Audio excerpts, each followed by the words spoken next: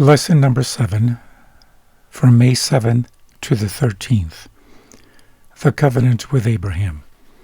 Sabbath afternoon, May 7th.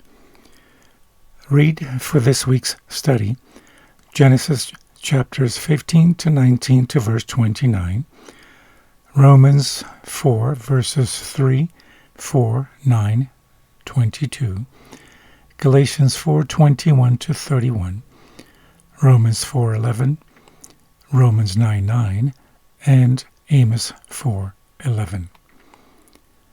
Memory text.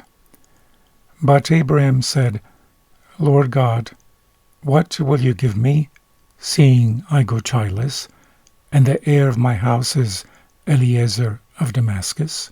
Genesis 15:2. With Genesis 15, we come to the crucial moment when God formalizes his covenant with Abraham. The Abrahamic covenant is the second covenant after the covenant with Noah. Like Noah's covenant, Abraham's covenant involves other nations as well, for ultimately the covenant with Abraham is part of the everlasting covenant which is offered to all humanity. Genesis 17:7, Hebrews 13:20. This episode of Abraham's life is full of fear and laughter. Abram is afraid, Genesis 15:1, as are Sarah, Genesis 18:15, and Hagar, Genesis 21:17. Abram laughs, Genesis 17:17, and Sarah, Genesis 18:12, and Ishmael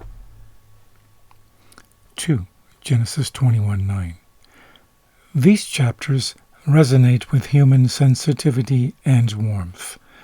Abraham is passionate about the salvation of the wicked Sodomites.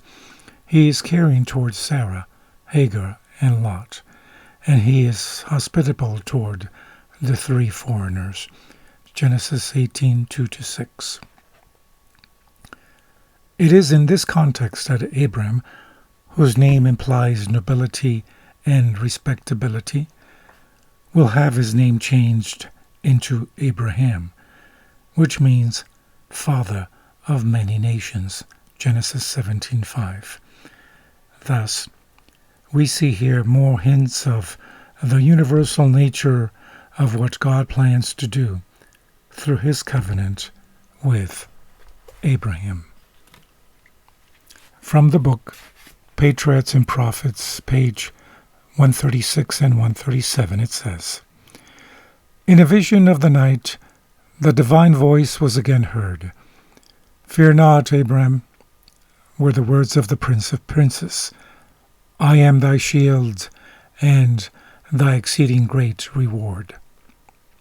But his mind was so oppressed by forebodings that he could not now grasp the promise with unquestioning confidence as heretofore. He prayed for some tangible evidence that it would be fulfilled. And how was the covenant promise to be realized while the gift of a son was withheld?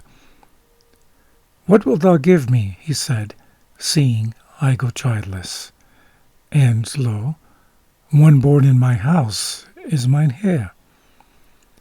He proposed to make his trusty servant Eliezer his son by adoption, and the inheritor of his possessions, but he was assured that a child of his own was to be his heir. Then he was led outside his tent and told to look up to the unnumbered stars glittering in the heavens, and as he did so, the words were spoken, So shall thy seed be. Abraham believed God, and it was counted unto him for righteousness. Romans 4:3. Have a happy Sabbath.